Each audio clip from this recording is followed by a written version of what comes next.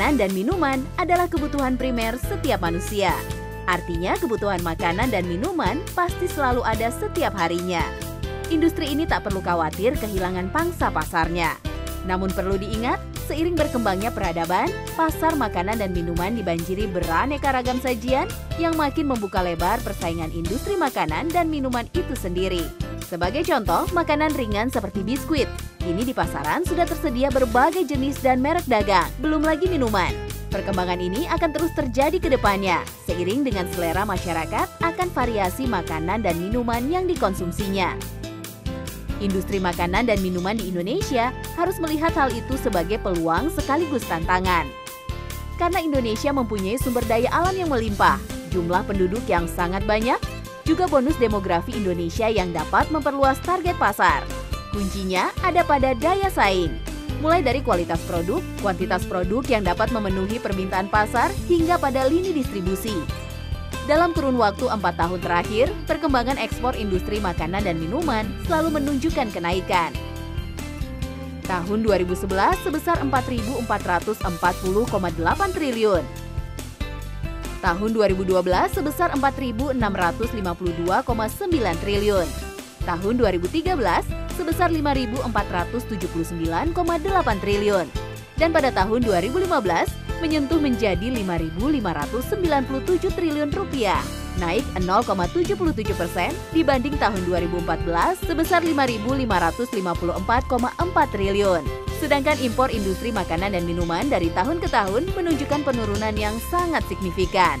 Tahun 2011, ekspor industri makanan dan minuman sebesar 6.851,9 triliun. Tahun 2012 sebesar 6.158,4 triliun. Tahun 2013 sebesar 5.801,3 triliun. Dan pada tahun 2014 sebesar 5.755,1 triliun. Serta tahun 2015 turun menjadi 5.033,2 triliun. Dibanding tahun 2014, tahun 2015 impor industri makanan dan minuman mengalami penurunan sebesar 12,54%. Untuk membantu industri makanan dan minuman dalam negeri agar tetap bisa bersaing di pasar yang kini telah memasuki masyarakat ekonomi ASEAN, pemerintah melalui Kementerian Perindustrian tak tinggal diam.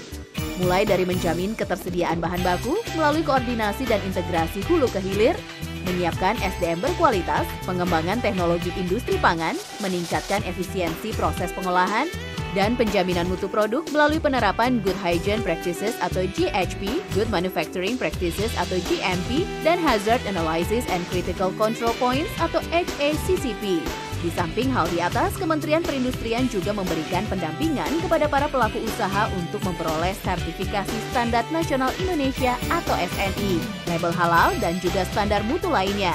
Bantuan mesin pengolahan produk makanan dan minuman, pengembangan sistem logistik, memfasilitasi pembebasan pajak pertambahan nilai atau PPN, memfasilitasi akses pembiayaan yang kompetitif, alih teknologi, peningkatan investasi demi pasar ekspor, hingga promosi. Dengan langkah itu, industri makanan dan minuman tahun 2016 diproyeksikan bisa tumbuh antara 7,4 hingga 7,8%. Namun langkah Kementerian Perindustrian saja tak cukup. Diperlukan komitmen kuat dari seluruh stakeholder untuk meningkatkan daya saing industri makanan dan minuman, meliputi penerapan standar nasional Indonesia demi peningkatan standar produk, peningkatan kualitas SDM, percepatan pembangunan infrastruktur, pengembangan litbang, peningkatan penggunaan produk dalam negeri, penyelarasan kebijakan pusat dan daerah, dan tak kalah penting, penyederhanaan birokrasi perizinan dan investasi. Ayo, gunakan produk Indonesia.